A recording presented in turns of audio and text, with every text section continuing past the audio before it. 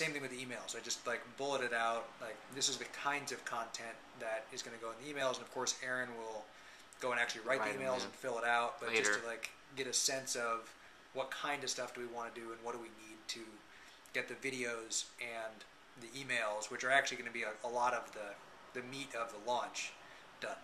Yep. And then, so in terms of next steps, right? So that's what we did today, and it doesn't really help. Like Jared, he did a Word document, so it doesn't really. I don't know if it really helps to show you this, but it's just it's a Word document. So it's like high level stuff. It's not. And we just in terms of like technical stuff, we just put our documents up into a Google Docs place to share them. Yep. I think let's mention about ideal customer avatar, ideal client. We actually spent a lot of time working on who the ideal customer was, and like first hour or so. Even more. It seemed to me like it was maybe like it was a while, hour and a half of really just like brainstorming, making lists of who is the ideal customer for this, who is the person that we're really targeting, and that we think this will really. It's a full page of notes on just aspects of that kind of person. Yeah, and it's like really looking for who's the most valuable person.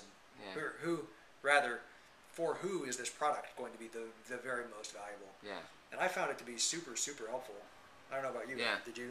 Well, just in terms of the whole ideal customer profile process, really where I went to was, what was I?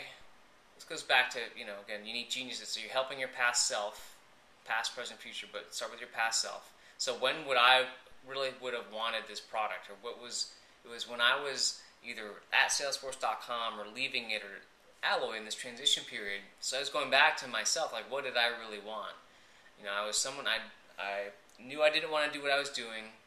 I wasn't sure what I wanted to do. I didn't know how to combine all my interests into one direction, one business.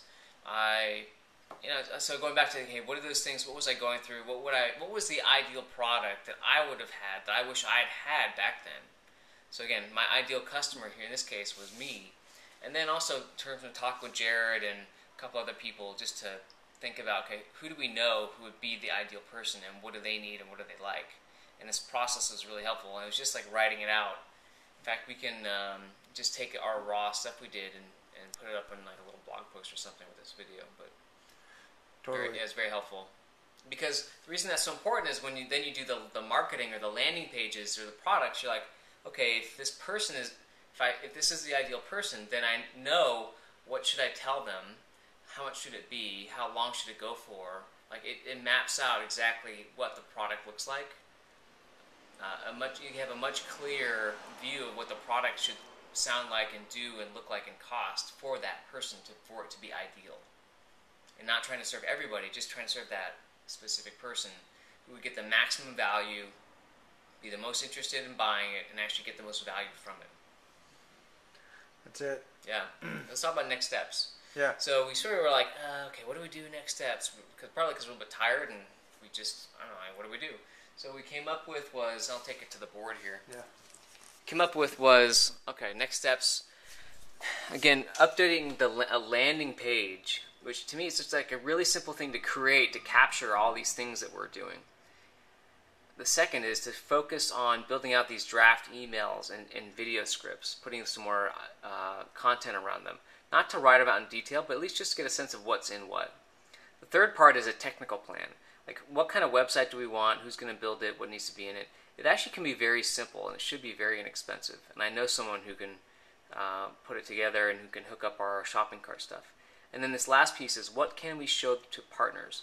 Because we're starting to think about, we have a bunch of affiliates.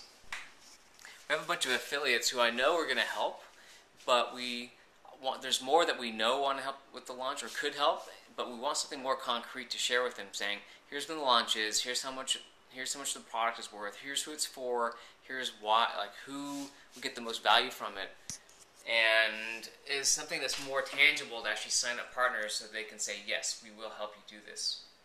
So I think that's it, and we scheduled the next call for Wednesday.